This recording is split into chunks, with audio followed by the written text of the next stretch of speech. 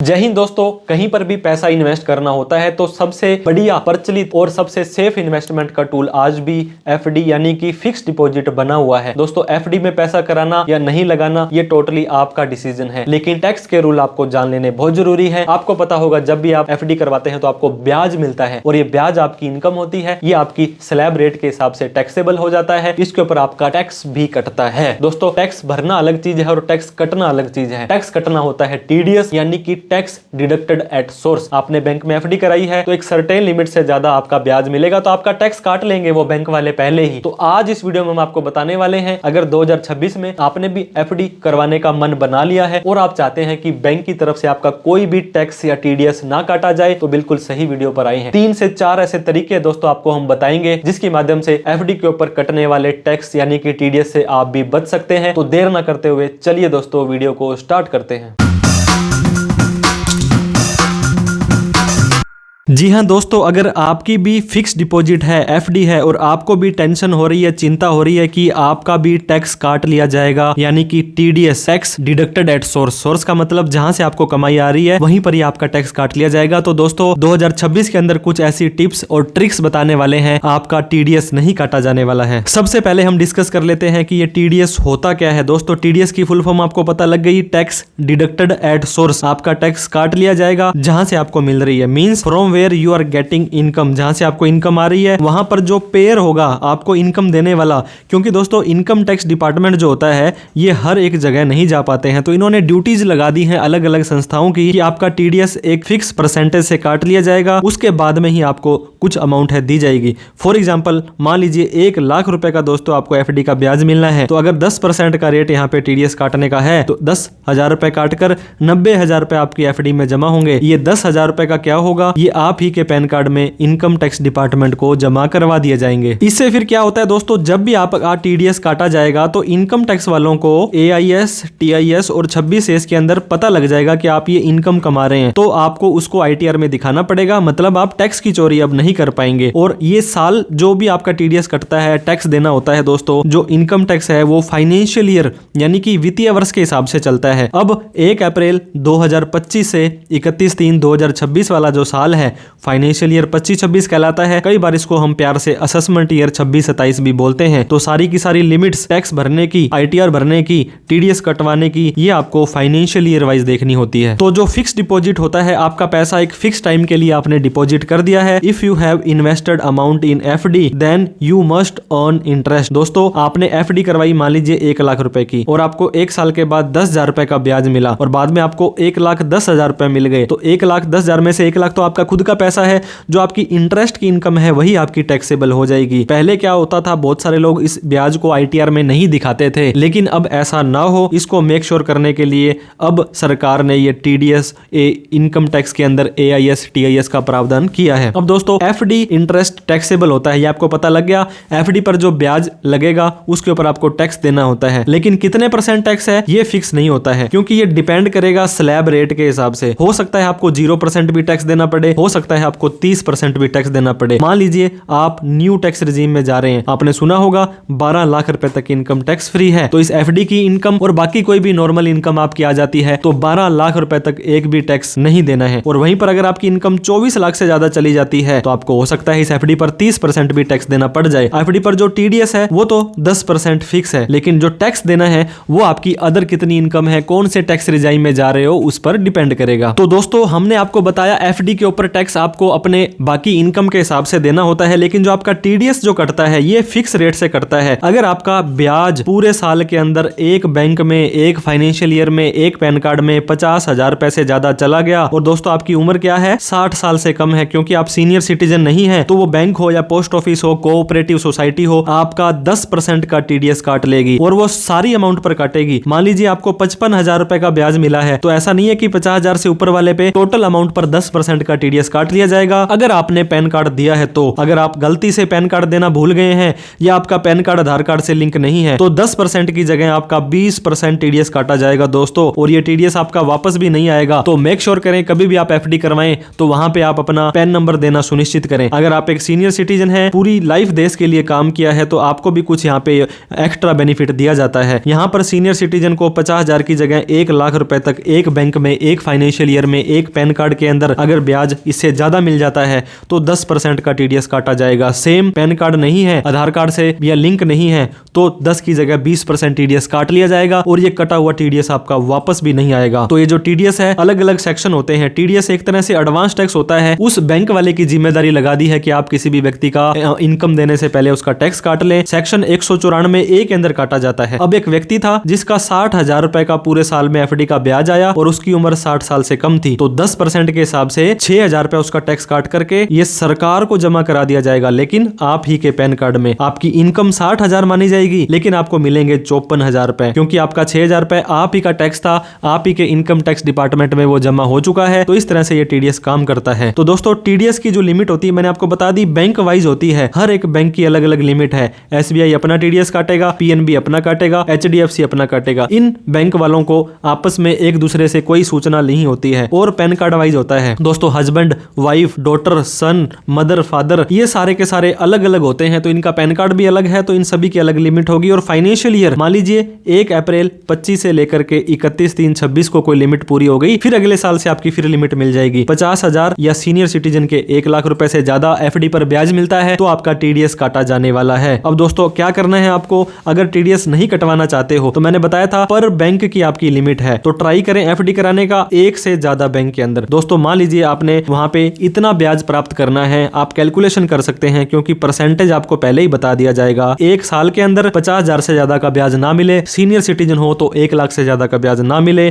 तो दोस्तों इसके 3 बेनिफिट आपको मिलेंगे, क्योंकि आपका टीडीएस नहीं काटेगा। 3 बैंकों में पैसे जमा कराए तो तीनों ही नहीं काटेंगे। अगर बैंक डूब जाता है, मिस हैपनिंग हो जाती है, तो हर बैंक के अंदर आपका 5 लाख रुपए सेफ है। और 10 लाख से ज्यादा की एफडी अगर आप एक ही बैंक में करा देते तो दोस्तों ये सूचना इनकम टैक्स को चली जाती, आप आईटीआर ना भरते तो सेक्शन 148 का नोटिस आपको भेजा जा सकता है। इसके अलावा भी अलग अलग बैंक वाले अलग अलग एफडी का रेट्स देंगे। हो सकता है आपको इमरजेंसी में पैसे की जरूरत पड़े तो एक बैंक का आप एफडी तुड़वा सकते हैं, बाकी की आपकी पड़ी रहेगी। तो अलग अलग बैंक में एफडी करवाएंगे तो आपका जो टीडीएस कटने से बच सकता है। मान लीजिए दोस्तों आपने 24 लाख रुपए की एफडी करानी है तो आपको 8 लाख रुपए तीनों बैंक में करा लेनी है। तो 6% अगर आपको ब्याज मिलता है तो 48,000 रुपए एक बैंक वाला आपको ब्याज देगा, जो 50,000 से तो ज्यादा नहीं जाता है। तो आपका क्या होगा दोस्तों, कोई भी बैंक वाले टीडीएस नहीं काटेंगे, क्योंकि एक बैंक दूसरे बैंक से अलग होता है। आपको 8 लाख है तो इनकम टैक्स को सूचना नहीं जाएगी, नोटिस आने के चांसेस कम हो जाएंगे। इसके अलावा बैंक डूब जाता है तो तीनों बैंकों में 5 लाख आपका सेफ भी रहने वाला है। दूसरा ऑप्शन क्या होता है दोस्तों, आपको एक ही बैंक में एफडी करवानी है। आप तो कहते हैं कि सर मुझे बार बार अलग अलग बैंकों का झंझट नहीं चाहिए और मेरा ब्याज भी 50,000 रुपए से ज्यादा है। और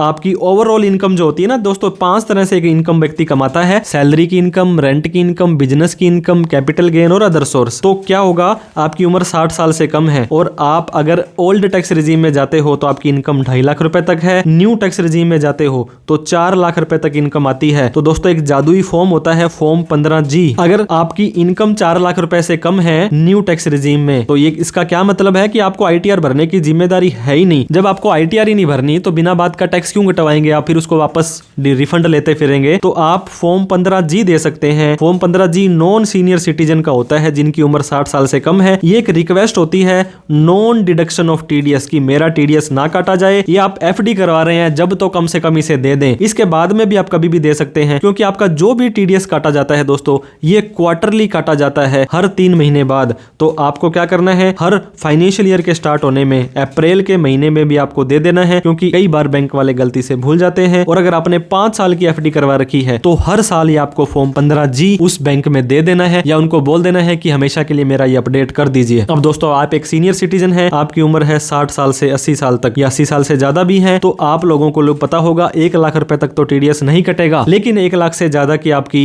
इनकम आ जाती है ब्याज में एफडी की, तो यहाँ पर 4 लाख से ज्यादा वाले फॉर्म 15H दे सकते हैं, क्योंकि आपको आईटीआर भरने की जरूरत नहीं है। अगर आपको आईटीआर भरने की जरूरत है भी तो भी दोस्तों आपको एक फायदा दिया गया है। आपने सुना होगा 12 लाख रुपए तक इनकम यहाँ पे टैक्स फ्री है। टैक्स फ्री है लेकिन आईटीआर भरना 4 लाख के बाद ही ज्यादा है। जो 60 साल से कम वाले हैं वो तो 4 लाख तक की इनकम पर फॉर्म 15G दे सकते हैं, लेकिन सीनियर सिटीजन जो है ये 12 लाख रुपए तक इनकम पर फॉर्म 15H दे सकते हैं। एफडी करवाते समय दे दें, बाद में कभी भी दे दें, हर फाइनेंशियल ईयर के स्टार्टिंग में आपको दे देना है ताकि आपका टीडीएस ना काटा जाए। लेकिन 4 लाख से ऊपर इनकम होने पर आप ये ध्यान रखें, ITR भरना आपके लिए जरूरी हो जाएगी, क्योंकि स्पेशली यहाँ पे फॉर्म 15H के लिए CBDT ने एक सर्कुलर भी निकाला है। बहुत सारे लोग अभी भी इस पे कंफ्यूज हैं, तो सर्कुलर नंबर वगैरह भी आपको डिटेल में चाहिए तो आप हमसे मांग लीजिएगा। अगर आपकी ओवरऑल इनकम 12 लाख रुपए तक है, क्योंकि टैक्स नहीं लग रहा है ना 12 लाख रुपए तक, लेकिन ITR भरनी जरूरी है, तो फॉर्म 15G, फॉर्म 15H, या आप अपना FD का ब्याज इतना रखें कि TDS ना कटा जाए। इसके अलावा दोस्तों दोनों की दोनों कंडीशन आपके ऊपर लागू नहीं होती है।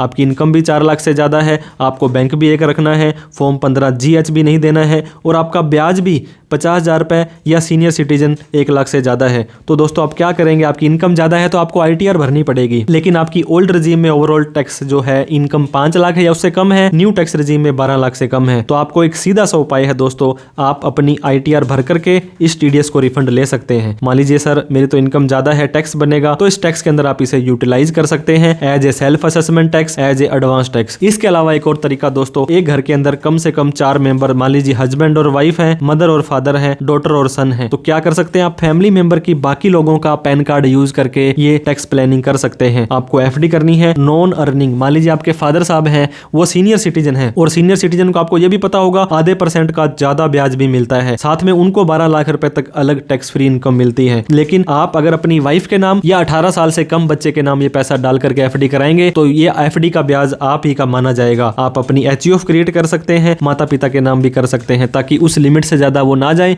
आपको भी ना टैक्स देना पड़े, उनकी भी सारी इनकम टैक्स फ्री हो जाने वाली है। दोस्तों ऑनलाइन और डिजिटल जमाना है, जब भी कोई लेन देन करते हैं तो पैन कार्ड आपको दिया जाता है, तो जैसे पैन कार्ड में आपके ट्रांजेक्शन होंगे, AIS और TIS के अंदर दोस्तों FD का ब्याज यहाँ शो हो जाएगा। मैं आपको ये कहना चाह रहा हूँ कि 1,000 रुपए का भी FD का ब्याज आया, ये भी शो हो जाएगा। आपका TDS कटा 50,000 रुपए से ज्यादा या लाख से ज्यादा, तो TDS की रिपोर्टिंग 26 में हो जाएगी। 10 लाख से ज्यादा की FD करवाई और आपने ITR नहीं भरी, तो दोस्तों ये सूचना भी ऑनलाइन इनकम टैक्स में शो कर जाएगी। तो कुछ ऐसे क्वेश्चंस हैं जो लोगों के डाउट क्वेरी रह जाती है। फॉर्म 15G और 15H आपने बैंक को दे दिया, लेकिन बैंक ने आपका फिर भी TDS काट लिया, क्या ऐसा हो सकता है? जी हाँ दोस्तों, बिल्कुल हो सकता है, क्योंकि लापरवाही, कई बार डॉक्यूमेंट ऊपर नीचे हो जाते हैं, जो बैंक के ऑफिसर होते हैं उनको ध्यान नहीं रहता है, मिसप्लेस हो जाता है फॉर्म 15GH और इंटर नहीं कर पाते हैं, क्योंकि सिस्टम ने तो जब आपका वो टाइम आएगा ऑटोमेटिक ही TDS काट लेना है अगर उसको एंट्री नहीं मिलेगी तो। अब दोस्तों फॉर्म 15GH आपने दे दिया, बैंक ने TDS काट लिया, अब हम क्या करें? या तो उनसे रिक्वेस्ट करें कि सर प्लीज एंट्री को रिवर्स करवाएं, अगर आप समय रहते ही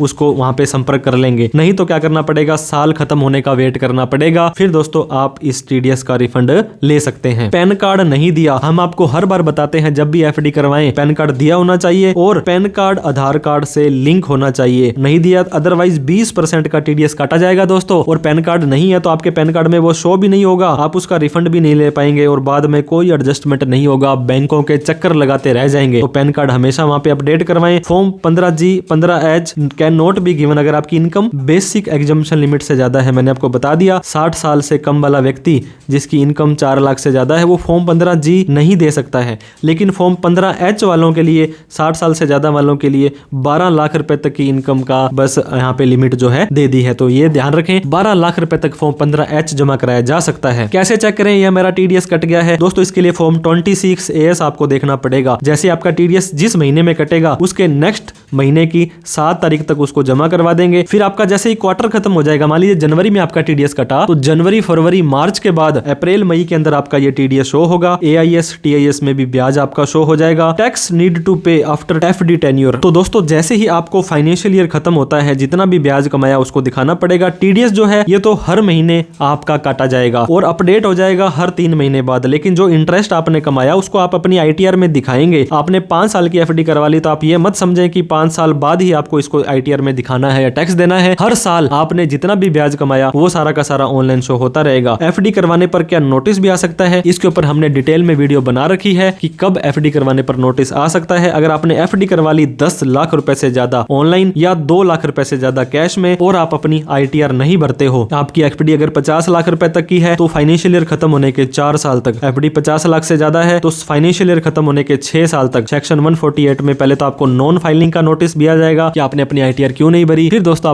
आपके उससे सोर्स पूछा जाएगा कि पैसा आपके पास कहां से आया था, आपने बता दिया ये लोन था, गिफ्ट था, मेरा ही पैसा था, तो कोई दिक्कत वाली बात नहीं है। ये फॉर्म 15G या 15H कैसे सबमिट करें? दोस्तों इसको आप online internet banking, mobile banking से भी कर सकते हैं और बैंक ब्रांच में जाकर के काउंटर नंबर 4 जो होता है वहां पर जाकर भी सबमिट कर सकते हैं। 4 बैंकों में आपकी FD है, क्या चारों में सर मुझे अलग अलग फॉर्म 15G 15H देना पड़ेगा? जी हाँ बिल्कुल, क्योंकि मैंने आपको बताया टीडीएस की जो लिमिट है हर बैंक वाले अपने अपने हिसाब से काटते हैं, तो हर बैंक में आपको अलग अलग देना पड़ेगा। नॉन रेजिडेंट इंडियन जो होते हैं, एनआरआई भाई लोग होते हैं जो इंडिया से बाहर हैं, लेकिन उनको बाहर तो ब्याज ज्यादा मिलता नहीं है सेविंग एफडी में, तो वो यहाँ पर दे देते हैं। तो फॉर्म 15G15H एनआरआई जमा नहीं करा सकते हैं, उनको टीडीएस कटवाना पड़ेगा, बाद में अपनी इनकम टैक्स की रिटर्न भर के रिफंड ले सकते हैं। कोई पेनल्टी है, आपने गलत फॉर्म 15G दे दिया, आपकी इनकम थी 4 लाख से ज्यादा, मान लीजिए 5 लाख रुपए, और आपने फॉर्म 15G दे दिया, तो दोस्तों ये गलत है एज पर रूल। ये फॉल्स इन्फॉर्मेशन देना ऑफेंस होता है, आपको पेनल्टी और लीगल एक्शन लिया जा सकता है, लेकिन ऐसा होता नहीं है। पर अल्टीमेटली आप गलत काम ना करें। क्या क्या डॉक्यूमेंट देने होते हैं फॉर्म 15G15H के लिए? यूजुअली तो दोस्तों आपको अपना अकाउंट नंबर देना होता है कि किस अकाउंट के लिए आप ये फॉर्म 15GH दे रहे हैं, आपकी ओवरऑल इनकम कितनी है, कौन से साल के लिए है, और आपको अपनी साइन वगैरह करने पड़ते हैं। तो दोस्तों इस तरह से आप अपनी एफडी पर टीडीएस को कटने से बचा सकते हैं। दोस्तों एक व्यक्ति है, उसको 90,000 रुपए एफडी का ब्याज आया है, लेकिन उसकी उम्र 61 साल है, तो क्या उसका टीडीएस कटेगा? कटेगा तो कितना परसेंट और कितनी अमाउंट पर हमें कमेंट करके बताएं। वीडियो अच्छी लगी हो तो लाइक करें, और भी इस तरह की informative video, personal tax, income tax, GST, personal finance से रिलेटेड हमें सब्सक्राइब कर लें अभी तक नहीं किया तो। इस वीडियो को उन सभी लोगों में शेयर करें जो एफडी करवाते हैं लेकिन टैक्स से डरते रहते हैं। दोस्तों टैक्स कट भी गया है तो ओवरऑल इनकम 12 लाख रुपए तक आपको कोई टैक्स नहीं देना है। जितना भी टीडीएस कटा है ये सारा का सारा हम अपना रिफंड ले लेंगे। कोई डाउट, क्वेरी, क्वेश्चन हो, सरकार से कोई सवाल करना चाहते हैं, कमेंट करके जरूर लिखें। Thank you so much for watching this video. जय हिंद, जय भारत।